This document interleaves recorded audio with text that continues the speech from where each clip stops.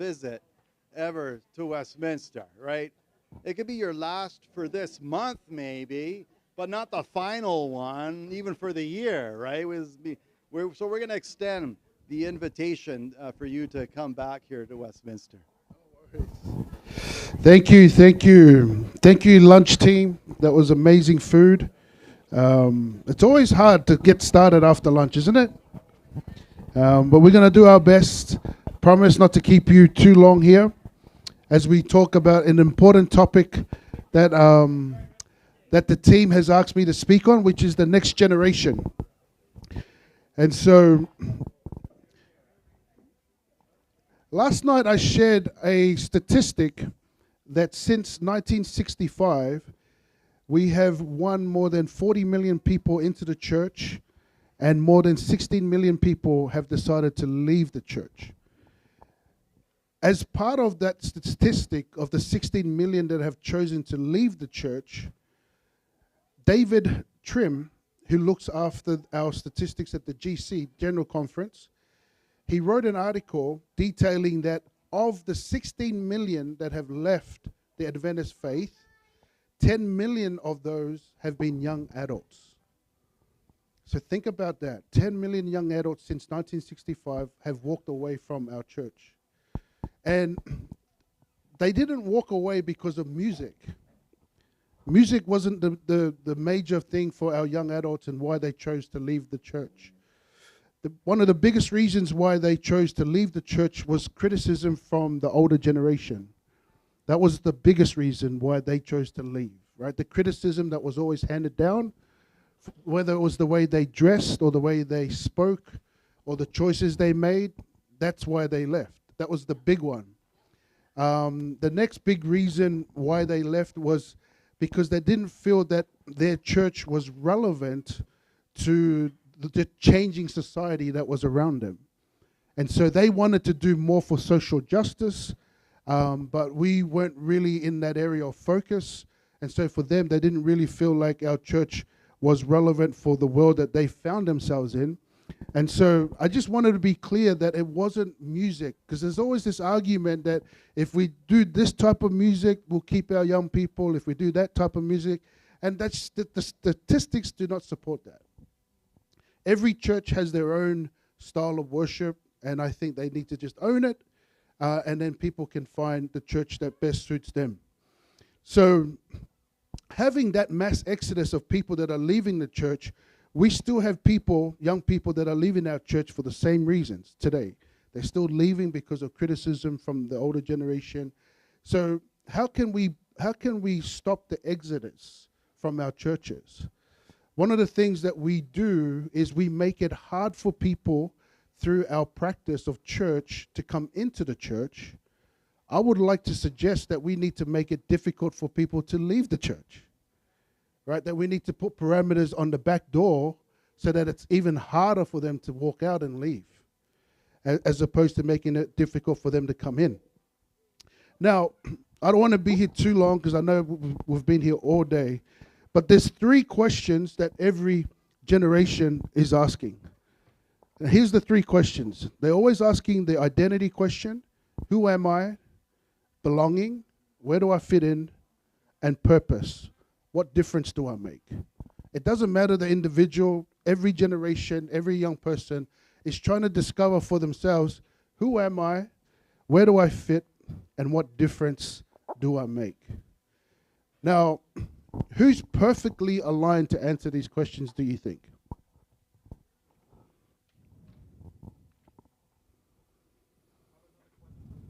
Go for it.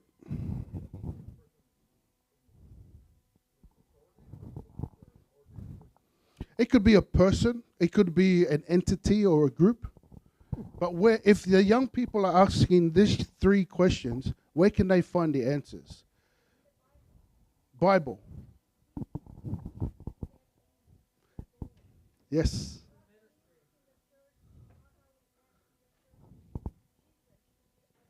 Yes.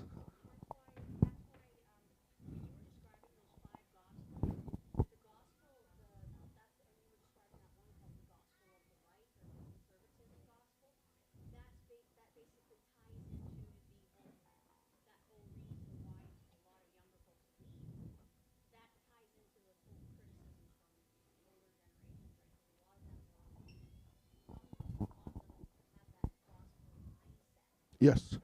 So that you've got, so you saw the conservative gospel in your experience encountered that they are highly critical, right, of people.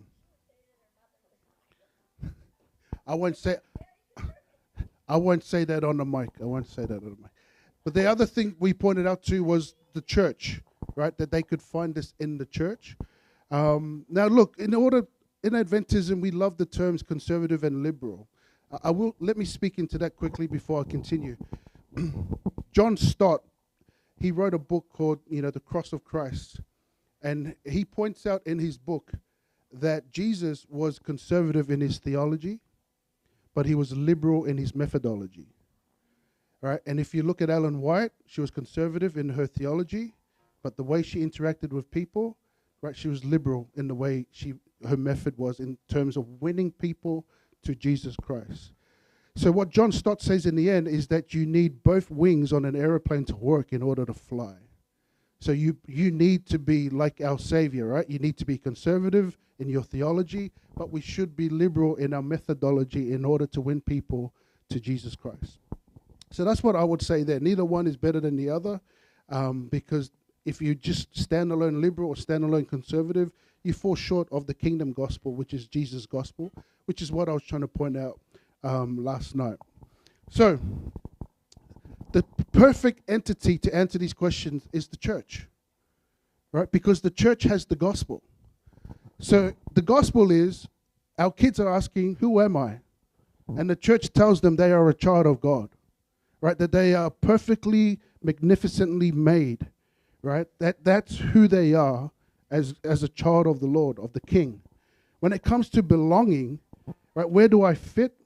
We have, as a church, we have to find ways to let them know they belong in our church, right? Because that's the faith community where they can find belonging, which means that our young people have to believe that they actually belong in our churches. And I would say that the first part we do well, right? Teaching them through Sabbath school, our adventurer program, our pathfinders. We're teaching them about the love of God and that they are a child of God. But the next part is the body of Christ is probably where we're the most weakest. Because if we're honest with ourselves, we tolerate our kids more than we empower our kids in church. And that's a danger. Because what happens is we see the quiet children that are in our churches, and we're not engaging them and empowering them to serve in our local churches so that they can feel like they belong to this community. And the problem is when they get to an age where they have independence, they're gone. So we don't see that exodus is coming because we just see them in church, but they're only in church because mom and dad are in church.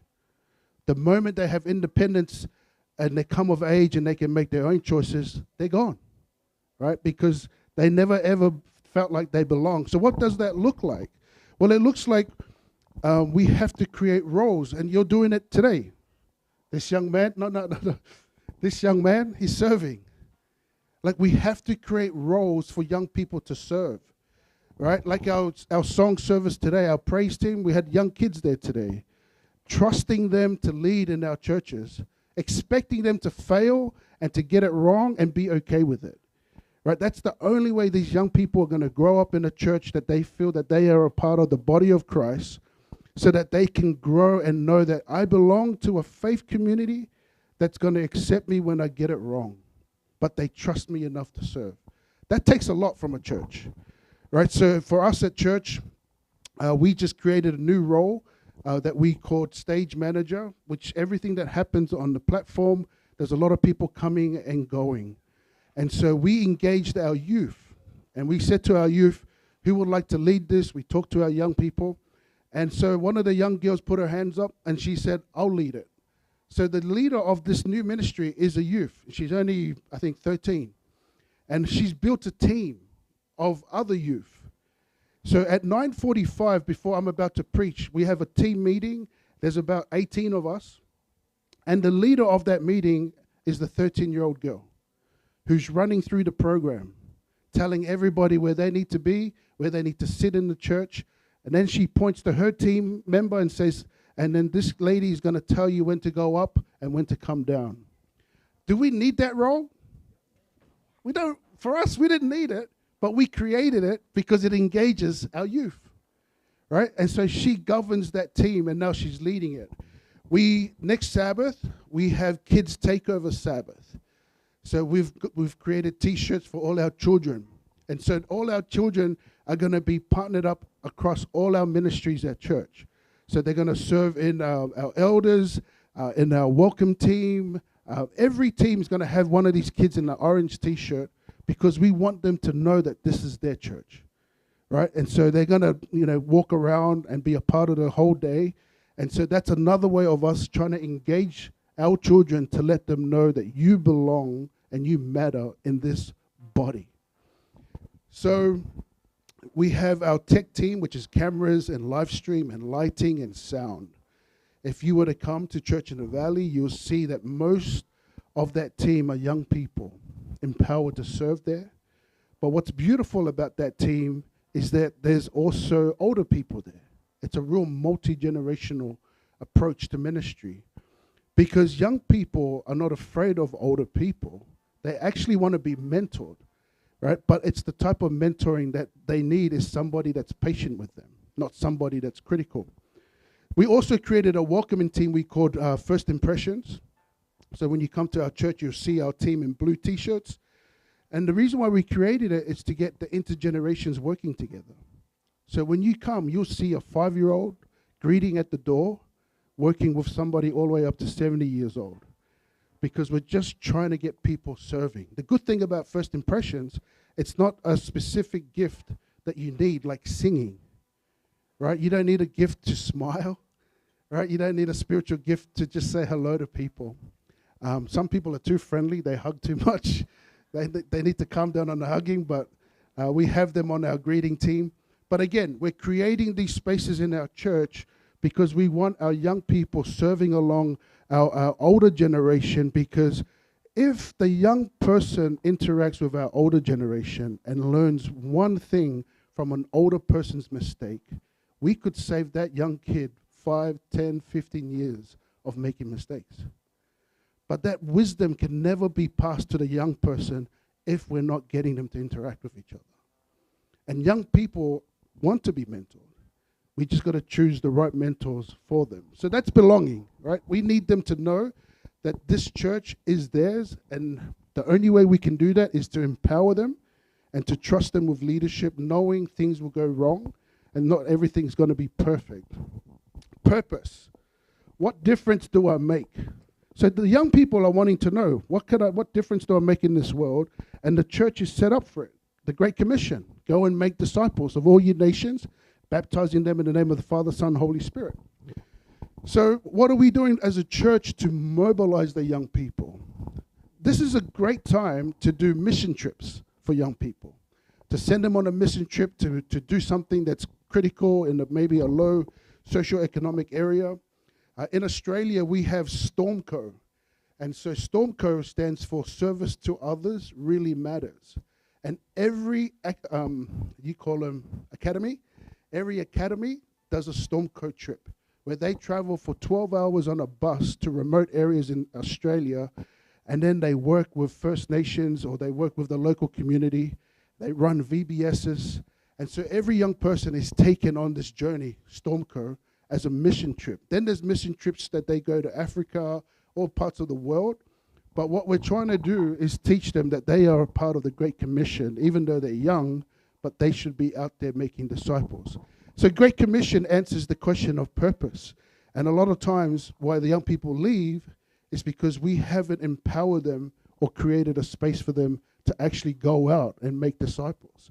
And so if we were to do these three things, wrestle with teaching when they're young, that they are a child of God, empowering them in church. So our young adults, they should be a part of our church board, right? Like some of our young adults are running multi-million-dollar businesses, but the local church won't trust them with the key of the church.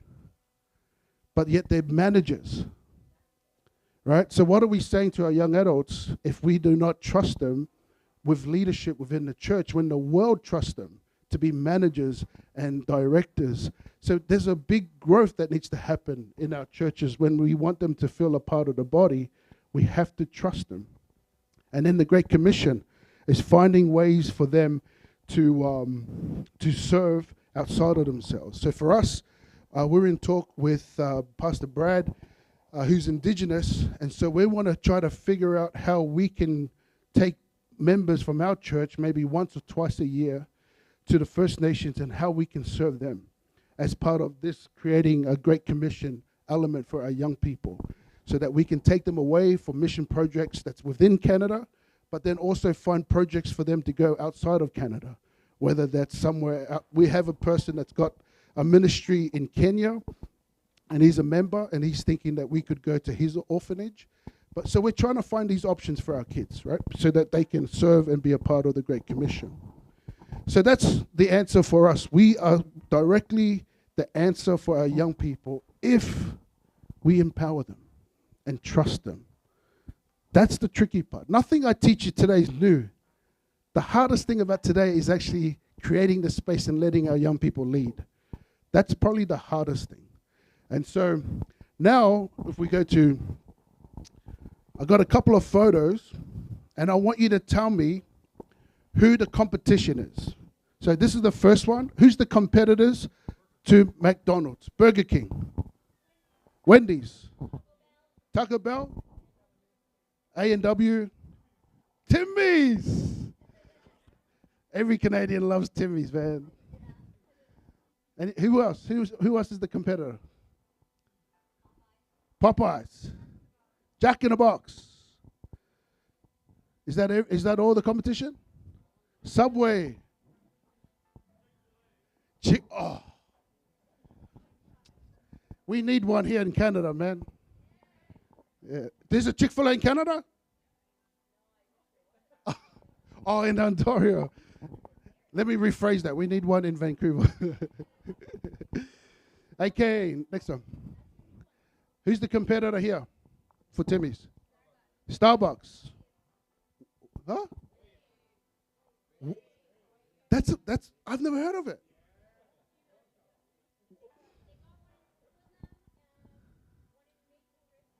Okay. Who else? Who else? Second Cup? Blends? Lens? Who else?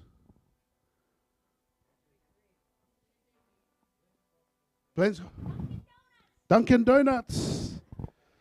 Okay. Who's the competitor to this? Shell. Chevron. Who else? Esso. Centex. Can Park? CanCard. Who else? Costco. Oh, yeah, Costco. Co-op. Yes. Anyone else competitor to this? Tesla. Yes. Was there Huskies? Is that a dog? Husky? It's a gas station? Wow, I'm today years old, man. Okay, what about this one?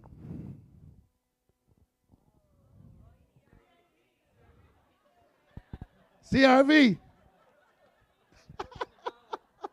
Church.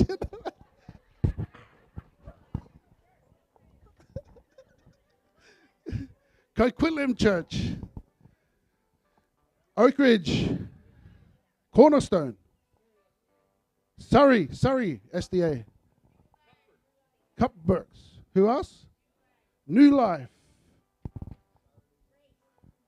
Is that what cartoons? Who else? Who else the competitor here?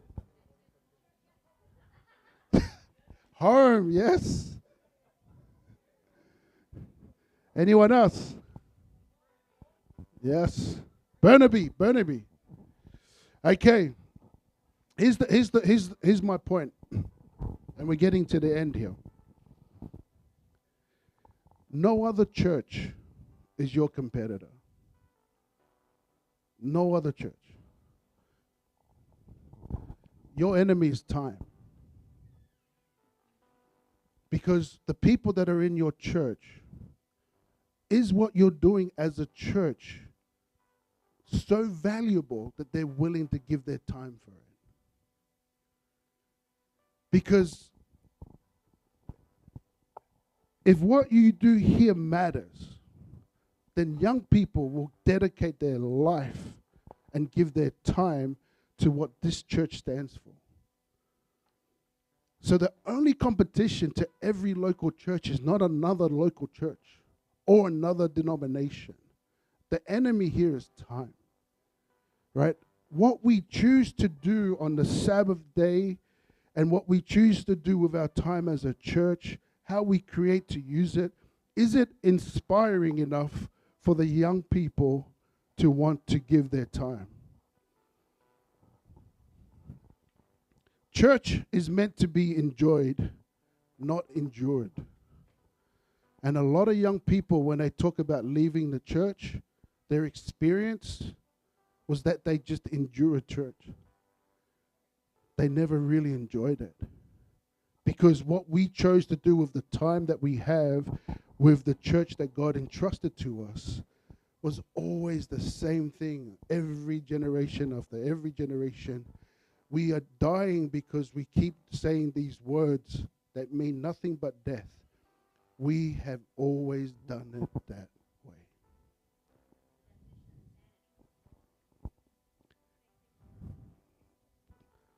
So imagine if you really want to engage your young people, you have to choose what you do with the time that you have them with you.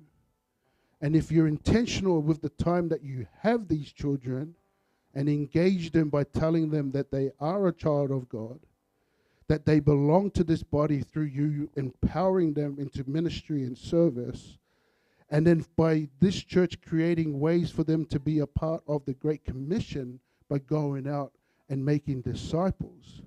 Just by doing those things in this local church, you'll be able to retain your young people and be able to send them forward and not lose them. Because church now becomes engaging. Church becomes a place where they belong before they believe. Church becomes a safe space for them to make mistakes. And so if we can really investigate and be honest with what we do with our time, we will go a long way in how we keep and reach and engage our young people. One of the first churches I went to when I came out of seminary was a community church, and it was located in a drug-infested society. A lot of heroin addicts, cocaine addicts, a lot of single moms. And so when I arrived to this Seventh-day Adventist church, it was kind of like in a building like this. The church had to set up every Sabbath. Set it up, pack it down. And this church was filled with heroin addicts. And they had single moms. What you saw in the society was represented in this church because of the community services that they ran. My first Sabbath there, they wanted to take my kids to kids' church, which was foreign to me because by and large, I'm a traditionalist and I'm a conservative. And so I didn't want to let my kids go to kids' church because what is kids' church? I didn't know what that was. Eventually, I would let my kids go to kids' church. But this particular church, the senior pastor, every seminary student has to go and spend 3 months in kids' church when you arrive. So I had to go to kids' church. My first Sabbath there, I had to dress up like a dog. Right? I had a dog outfit on. They painted my nose like a dog. And then they said, when the music comes on, we need you to come down the aisle and just look joyous for the kids. And I'm sitting there going, what is this? I was really wrestling that I was in this outfit, let alone jump down the aisle like a dog for this kids' church. The song comes on, and the song is, who let the dogs out? Who let the dogs out? And there I am jumping down, and I'm thinking to myself, this church is not saved. I was like, these people are going to hell, man. Like, I was like, here, let the dog. I was like, what is going on? That week, I met with my mentor, and I'll tell you his name because I love the man. His name is Dr. Wayne Krause. His brother Gary's at the general conference. And Wayne said to me, how did you like our church? And I said to him, I don't know if you're saved. I don't think your church is saved. And he laughed, and he was very kind to me because I was wrestling with this whole new way of doing church. And so he explained the why behind they do church, and that they're a church for those that are not here yet. They do everything for the person that's going to come in new. And so when a drug addict walks into this church, they're always embraced by love. When a church person comes into this church, they are called to a high standard. They are told that they are a minister just as much as the pastors. So when someone from the community walks into this church and they ask, can I see the minister, please? Every member knows to say, which one? We're all ministers here. And then the kids, my daughter and my sons, they learn to serve the church from a young age. My daughter was only 3, but they had created things for her to do so that she knew when she came to church, she doesn't just come in and sit. You come and you serve. Because if you don't serve, the church body is weaker for it. So, I'm preaching. And there's a couple of heroin addicts to my side here. And they're holding the door open and they're smoking. And the smell of smoke comes into the church. So, of course, the good Adventists, after the service, Pastor, you need to tell Mark and Michael they cannot be smoking. And holding the door open, because that smell, it's not good. I said, okay, let me take it to church leadership. So I took it to church leadership. Church leadership, we spoke about it. But then my mentor said to me, why don't you go visit Michael and Mark and find out why they're smoking like that. So I went and visited them. Now, they're in a heroin-infested area. So when I sat on their floor, there was cockroaches all over the floor. And you're trying not to react because you're trying to be a loving person while you're visiting. I said to these men, I need you to close the door while you're smoking because it's coming inside and these people are angry because they don't like the smell of cigarette. And this is their response. They said, but Pastor, if we close the door, we cannot hear your sermon. I took that back to leadership. I said, I've got their answer. What's the answer? They said if they close the door, they cannot hear the sermon. And so church leadership and the elders, they said, well, tell them they can leave the door open. Would you do that? That's the question we would ask, right? Can they not stop smoking for an hour? Let me tell you about this church. These kids that are coming from broken homes come through this church and they are called to a higher standard. They are baptized. They are leaders within the church. They are part of the church board. They help make decisions for the church.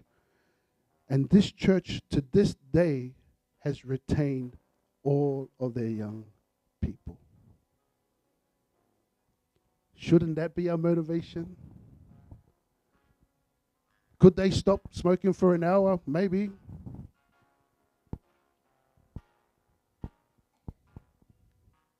What would it take for New West to really look at what we do with our time so that our young people can say, you know what my church does is so valuable that I'm going to give my life to it?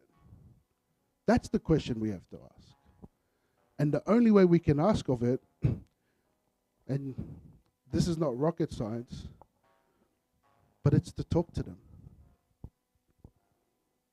and to ask them, how can we serve you better here at New West? So that's what we did with our young people. And so our young people told us why they don't serve, why they're afraid to serve. And now we've taken that back to our leadership and we've created and we've responded to our young people so that they can be a part of the church.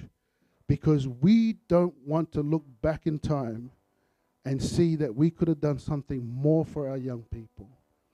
And so one of the big decisions we've made is at Church in the Valley is that everything we do as Church in the Valley, and I said this last night, we have to do it right at the beginning, which is with our kids, the 4 to 14-year-olds. Everything that matters to us, we need to pass it on to that generation.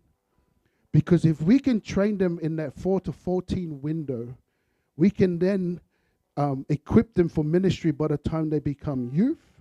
And by the time they become youth, we have mature and resilient young adults. But what we were doing wrong was we were giving so much attention to our young adults and none to our children. But if we're going to keep focusing on young adults and not our children, we're going to keep facing the same problems. So whatever you decide to do at New West, you have to pitch to the kids and pass it on to them so that as they grow up, they know what it means to be a part of your church. And then in the hope that they're not going to leave. So that's my presentation, but I'm here because I love questions. So please, fire away with your questions.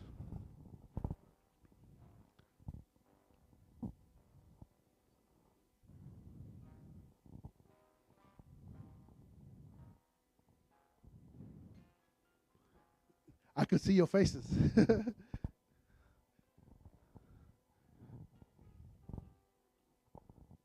Thank you. Thank you.